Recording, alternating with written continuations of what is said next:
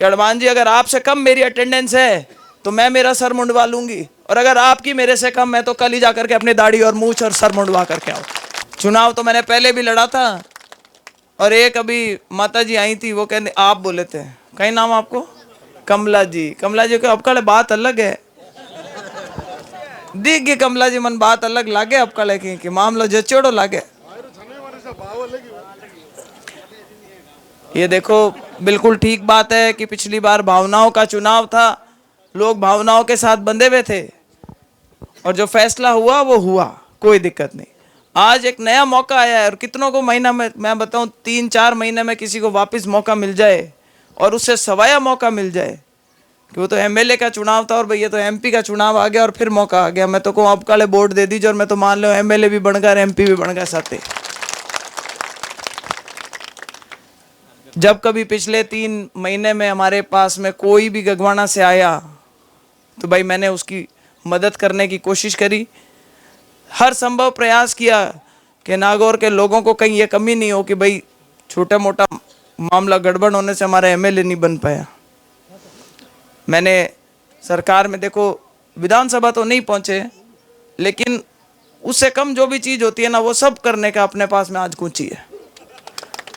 मैं वही क्यों कि बीरा आ जाए जो कोई दिक्कत को नहीं, काम जगह बताओ मैं कराए दूँ, लाइट को वो, बिजली को, पानी को, सड़कों को, कोई काम हो जावे। भाई देखो भारतीय जनता पार्टी को राज आएगो, सरकार अटे बन गई अपनी भजनलाल जी की, कोई मारो पूछा करे कदे कहीं सब सगलो मोटी समस्या मैं क्या करूं भाई, पानी की समस्या नागौर में सगलो मोटी है यार। आ एन की सरकार है जकी चावे कि भाई पूरा राजस्थान में जकी पानी की समस्या भी कुछ निराकरण होना चाहिए। बाकी सगली चीज़ें आपा कन राजस्थान में जमी घनी आपा कने, सौर ऊर्जा को घणो ही प्रावधान है, मिनक अपना घना मेन तीर मजबूत है, तो माँ के तो पानी को जुगाड़ हो जावे जना पूरा हिंदुस्तान में जको राजस्थान है वो नंबर 1 हो सके। तो भाई आई सरकार की मंशा है। अब आर काले मोदी जी आया पुष्कर में मीटिंग हुई, जना बे भी चौकी बातें कह गया किसाना वास्ते, मातावा बहना वास्ते। यार आधो भाषण तो मैं कहूँ आधो बतो भाषण तो मातावा बहना वास्ते ही हो, वो तो उनका बड़ापन है। लेकिन अगर कोई अपन सपना देखते हैं अपना देश आगे बढ़ने का या अपना परिवार आगे बढ़ने का, और अगर अपन उसमें 50% जो उसमें महिलाएं होती हैं या अपने घर की महिलाएं होती है, अगर वो साथ में नहीं चलेंगी तो भाई कैसे आगे बढ़ सकते हैं। तो एक जोरदार बात करी उन्होंने, कहा कि भाई अभी तो ट्रेलर देखा है, फिल्म हम दिखाना चाहेंगे, बहुत अच्छे काम करवाएंगे। मुझे पूरी उम्मीद है कि अगर अपना कोई वकील वहाँ जा कर के बैठेगा तो अपने लोगों की भी बहुत अच्छे से वकालत करेगा, उनकी बहुत अच्छे से पहरेदारी भी करेगा। और ये विश्वास मैं आपको दिलाती हूँ कि आपका मजबूत वकील बनने में और पहरेदार बनने में पूरी तरह से सक्षम हूँ, और पूरी तरह से चाहती हूँ कि आप लोगों की सेवा हो। आज मेरे सामने वाले जो नेता हैं वो, अब क्या हो रहा है, विपक्ष को जब असली मुद्दे नहीं मिलते तो विपक्ष क्या करता है, मुद्दे घड़ता है।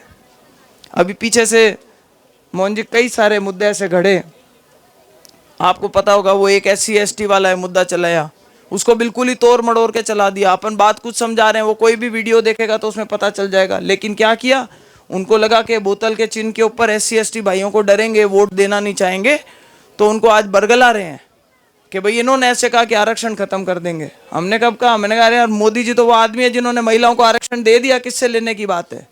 आज अगर अगला चुनाव आएगा, महिलाओं के लिए आरक्षण करा है उन्होंने, तो प्रावधान करा है, तो मोदी जी को ऐसे आदमी नहीं है जो लेने के लिए आए हैं, वो ऐसे आदमी है जो देने के लिए आए हैं। और मैंने कहा ना, हम करेंगे आपकी वकालत, हम करेंगे आपकी पहरेदारी।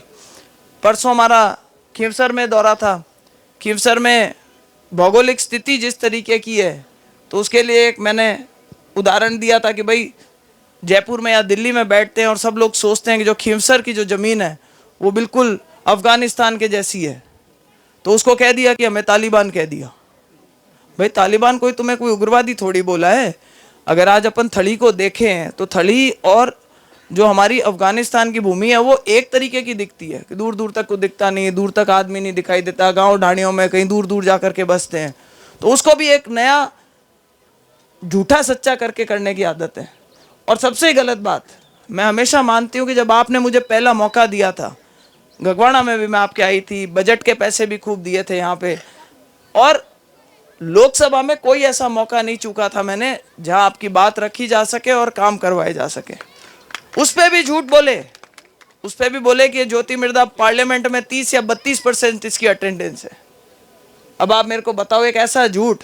और आज मैं यहां से बोल रही हूं गगवाड़ा से कि हनुमान जी अगर आपसे कम मेरी अटेंडेंस है तो मैं मेरा सर मुंडवा लूंगी, और अगर आपकी मेरे से कम है तो कल ही जाकर के अपनी दाढ़ी और मूंछ और सर मुंडवा करके आओ। मेरी 93% अटेंडेंस है और उनकी 90% अटेंडेंस है। लेकिन क्या होता है, लोगों में मंच पे खड़े होकर के झूठ बोलने से लोगों को लगता है कि बात सही है। मेरे मेडिकल डिग्री के लिए बोले पता नहीं कहां से साउथ से नकली डिग्री लेकर के आ रखी है।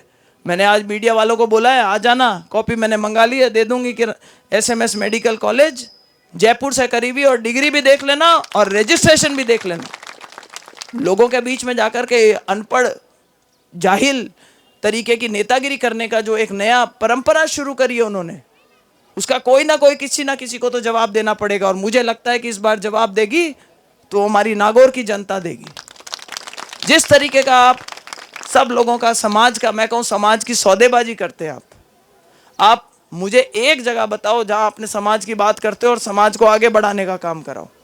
हर नेता जो मिलता है आप माध्यम बने उसके वोट काटने का, उसको पटकने का, दूसरे लोगों के हाथ में समाज के लिए मोहरा बन करके काम करते हो। ये चीज अब जनता समझ गई है।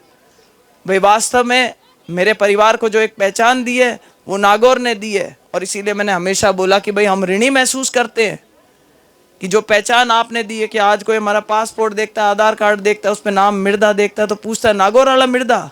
मैं कहूँ हाँ सा नागौर वाला मिर्धा, क्या वाह सा जोरदार सा।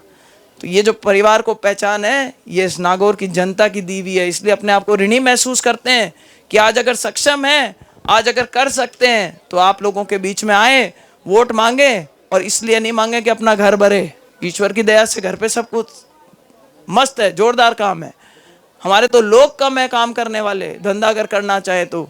हम यहाँ पे इसलिए आते हैं कि आप लोगों के जीवन में कुछ अच्छा अनुभव हो, सरकार के कुछ काम करा सकें, अपने क्षेत्र का विकास करें और एक अच्छी राजनीति की शुरुआत करें वापस से नागौर में, जिसमें सभी समाज के लोग आपसी भाईचारे के साथ आगे बढ़ सकें, बढ़िया काम करा सकें। जहाँ शिक्षा की बात हो रही हो, नशे की बात नहीं हो रही हो, आज हमारे युवाओं को नौकरी दिलवाने की बात हो रही हो, उनको गलत आदतों से दूर ले जाने की बात हो रही हो, आज हमारी माताओं का जीवन सुखी करने की बात हो रही हो, आज हमारे जो बड़े बुजुर्ग बैठे हैं उनके जीवन में किसी तरीके के कोई अच्छी व्यवस्था करवा सकें, किसान भाइयों के लिए आगे काम करवा सकें, ऐसी नीयत लेकर के आप लोगों के बीच में आए हैं।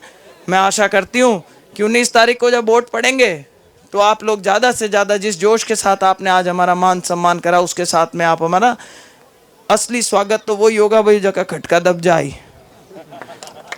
देखो मैं एक बात कहूँ कि अपना 51 ट्रैक्टर आया नहीं आज, ट्रैक्टर की गिनती को नहीं वेला जड़ते यहाँ पर मतपेटिया में वोट कौन पटक ले।